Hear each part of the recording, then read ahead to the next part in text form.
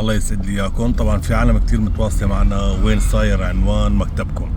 فبما انه هون نحن عندنا مثل ما بقولوا تبعت الموقع بكون شغال ومو شغال، ولهلا حاسين انه مو شغال، فقررنا نحن نصور فيديو من اول مدخل التل اللي بحب يزورنا ويتضيف عنا ونتعرف عليه ونعم منه.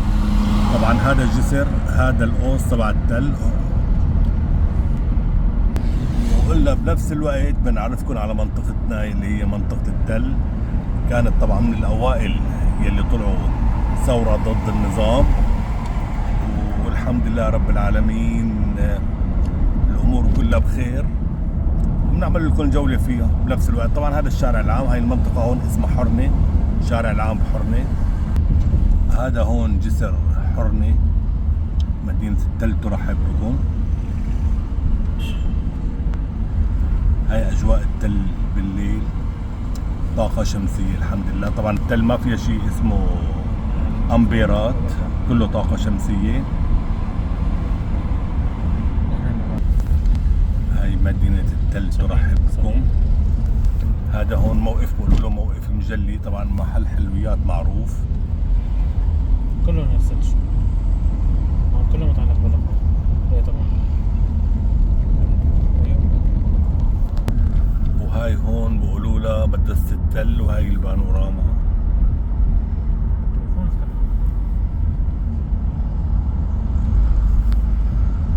طبعا بتوصل لهون في مفرق على ايدك الشمال، هاد ما بتروح منه، بتضلك مكمل طوالي. طبعا هاي كلها هيك منطقة التل، بتضلك مكمل على الشارع العام. هون بروستد القصور. ايوه هاي الطلعة، طلعت البلدية بنقول لها. ايه طبعا هون على اليمين اجباري. هلا هاي هي التل، هلا احنا فتنا منطقة التل. ايوه.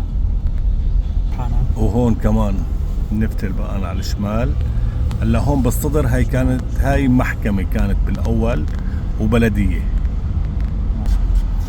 طبعا حاليا هو بناء البلدية، مركز خدمة المواطن، وبنفس الوقت جوازات سفر. هون هذا الشارع بقولوا له شارع السرايا. هاي البناية هون، هاي البلدية. هذا الطريق اللي احنا عم ندلكم عليه اللي بحب يشرفنا بالزيارة. طبعا هون هاي المنطقة بقولوا لها منطقة البحرة.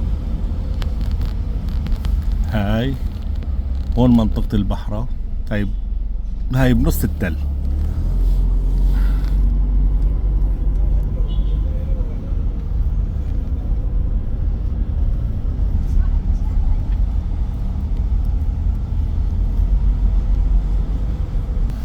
طبعا هون منطقة البريد، هاي منطقة الهاتف، هذا كله بريد لمركز هاتف.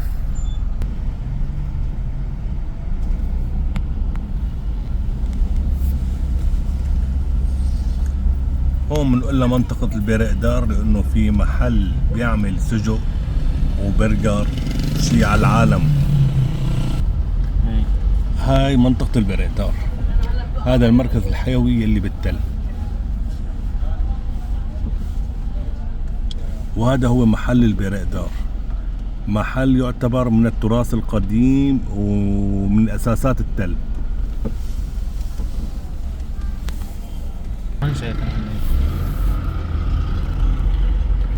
بنلف على اليمين، طريق إجباري على اليمين، وفي على الشمال بس هو على اليمين.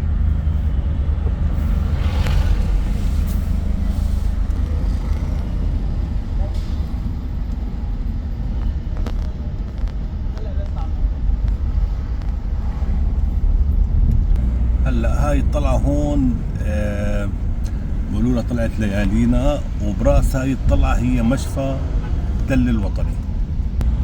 هاي طلعت مشفى التل الوطني، هاي مشفى التل الوطني، بنروح على ايدنا اليمين.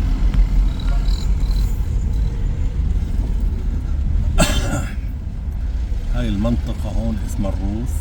هاي منطقة مثل ما بقولوا الجبل كان جبل ما حدا يشتري بليرة، سبحان الله.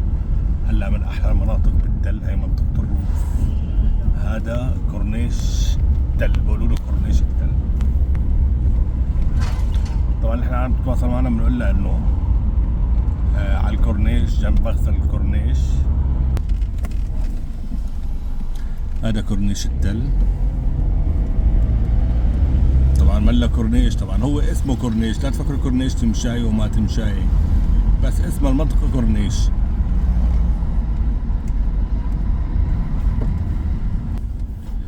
وهذا هون المكتب تبعنا.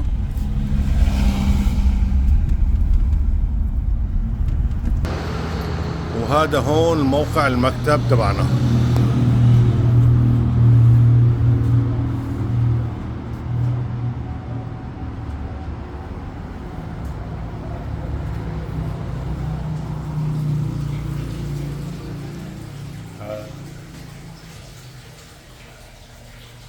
هذا المكتب، تشرفونا بالزيارة امتى ما بدكم، والله يسعد مساكم.